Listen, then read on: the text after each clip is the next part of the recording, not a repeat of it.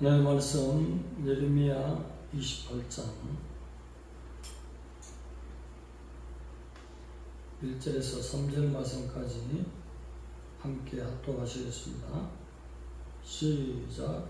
그의 곧 유다 왕 시드기야가 다스리기 시작한 지 4년 다섯째 달 기본 아술의 아들 선지자 하나냐가 여호와의 성전에서 제사장들과 모든 백성이 보는 앞에서 내게 말하여 이르되, 만군의 여호와 이스라엘의 하나님이 이같이 일러 말씀하시기를, 내가 바벨론 왕의 명예를 꺾었느니라.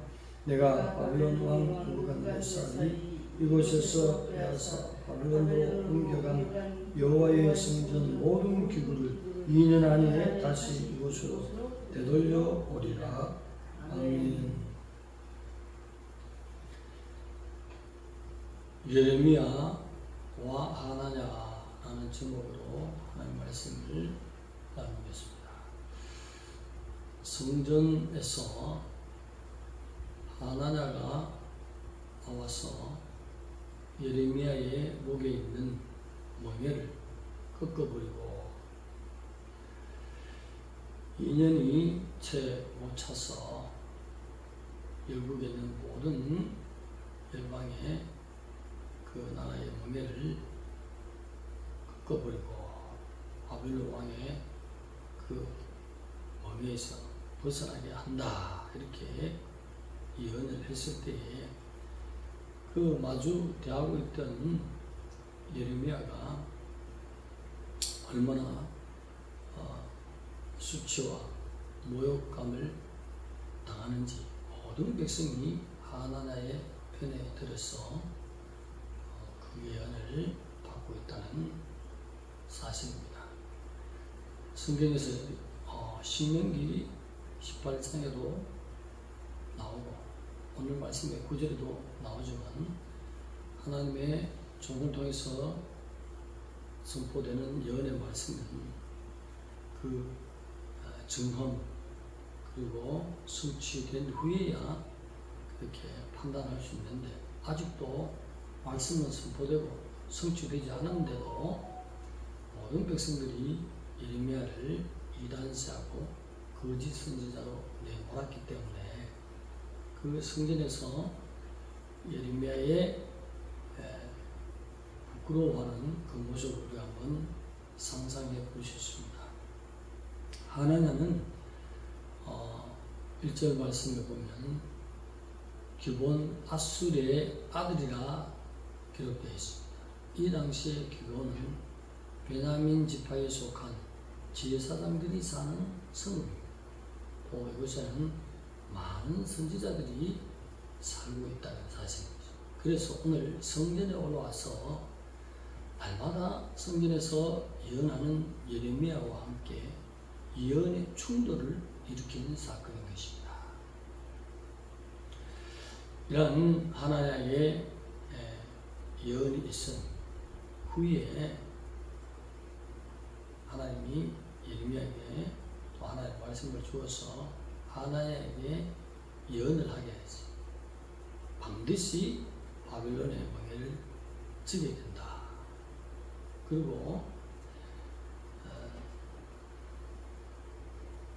네가 하나님 앞에 하나님의 예언의 말씀을 받지 않고 거짓 예언을 했기 때문에 죽게 된다, 그렇게 예언을 했습니다. 그럴 때에 3개월 내로 그 해에 7월 달에 죽었다고 기록이 되어 있습니다. 그래도 모든 백성들이 하나냐를 참 선지자로 보고 예레미야는 거짓 선지자로 여겼다는 사실인 것입니다. 오늘 이 말씀을 통해서 주시는 것은 오늘 이 시대에 무엇을 교훈합니까? 예수 그리스도는 교회의 머리가 되신다 했습니다. 교회는 하나님의 창세기부터 계시록까지 기록된 하나님의 예언의 말씀을 전하는 종들의 사역이 있어야 된다는 것입니다. 그런데 그 전하는 예언의 말씀은 창세기부터 출애굽기, 레위기 신명기, 계시록까지 66권 전체가 하나님의 예언의 말씀이요. 각 모든 권, 한 권 한 권 총 66권 모든 각 권별로 주인공은 예수 그리스도라는 사실. 그러면 예배 때에 예수 그리스도가 하신 말씀, 성육신 하시기 전에 여호와의 말씀, 성육신 하신 우리 예수의 말씀, 모두가 한 분이신 예수의 말씀이 전해져야 되고 주인공이 또 예수님이 되어야 된다는 사실입니다. 그래서 예수님이 제자들을 불러서 부탁하신 말씀이 무엇이에요? 땅 끝까지 이르러 내 증인이 되라 했어요. 내가 한 말을 전해라. 구약에 있었던 약속의 말씀과 신약에 있었던 하나님의 약속의 말씀을 전하라. 이 가운데서 지키지 못한 것은 보혈 피로 교회를 사신 예수 그리스도의 그 보혈로 씻어라, 회개하고 돌아라. 사도행전 20장 28절에 교회를 자기 피로 사셨다, 그렇게 말씀했습니다. 이 메시지 위주로 예언이 선포되어야겠는데 여기에 해당되지 않는 다른 자가 주인공이 되고 다른 내용이 예배의 대상이 된다면 사도들의 전하는 터위의 신앙이 서지 못한다 하겠습니다. 우리의 신앙은 바로 사도들이 전한 그 신앙의 터 위에 서야 할 것입니다. 사도는 예수님의 직접 부른 종들이요, 육신의 눈으로 예수님을 본 자들이요, 사도들은 예수님이 구약에 있는 선지자 예언자를 통해서 말씀하신 것을 인용하는 자들인 것입니다. 만들어내서 말씀을 전한 자가 아니라는 것입니다. 이미 기록된 말씀을 가져와서 그것을 현재의 상황과 여건에 따라서 더 쉽게 말할 수도 있고 그 말씀을 가지고 위주로 전해야 된다. 내용은 구약에 있는 말씀이라고 했습니다. 바울은 더 쉽게 말하려고 애를 썼으며 할 수만 있으면 로마 시대에 있었던 군대 용어를 많이 써서 구약의 말씀을 빗대서 전했습니다. 왜냐하면 그 당시에 로마의 속국으로 유다가 있었기 때문에 우리 신앙생활은 영적인 전쟁인 줄 믿습니다. 그래서 잘 싸우는 군사가 되기 위해서 하나님의 백성들에게 당시에 쓰는 로마의 군사 용어를 들었었지만 알고 보면 모든 말씀이 이사야에 있고 창세기에 있고 에스겔에 있고 모든 말씀을 인용해서 전한 것입니다. 그러면 예레미야가 전했던 그 말씀, 기록한 말씀을 그대로 가져와서 사도 바울이 모든 사도들이 전했다는 것입니다. 그럼 오늘날에도 기록된 말씀, 캐캐 묵은 구약의 말씀을 가져와야 되고 신약에 또 기록된 말씀을 가지고 와서 예수님이 주인공이 되면서 이 모든 교회는 그의 보배 피로 사셨습니다. 언약에서 벗어난 자는 회개하고 돌아오시오. 천국이 선물되었습니다. 그렇지 않으면 버림을 받습니다. 이 사실로 나가야 되는데 여기에서 주인공이 다른 사람이 되고 다른 것으로 예배드리면 사도들의 더 위에 신앙이 서지 않았다는 것입니다. 오늘 성경에서 예레미야의 예언과 하나야의 예언이 충돌을 일으켰습니다. 그런 것처럼 오늘 이 시대도 우리가 하나님의 말씀이 선포되는지를 분별할 수 있어야 됩니다. 전부 분별을 하지 못해서 예레미야를 이단시했다는 사실. 기록된 말씀에 기록한 말씀을 전하도 이단에도 풀이가 다르다는 것입니다. 우리는 이 말씀을 풀이를 예수님의 말씀으로 주인공으로 삼으면 절대로 이단되지 않습니다.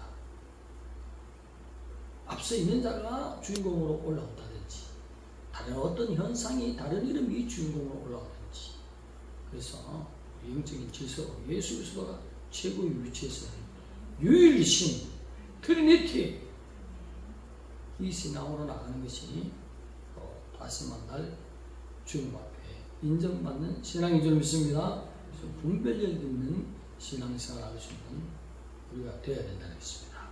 유튜브를 통해서 많은 하나님의 말씀이 전해집니다.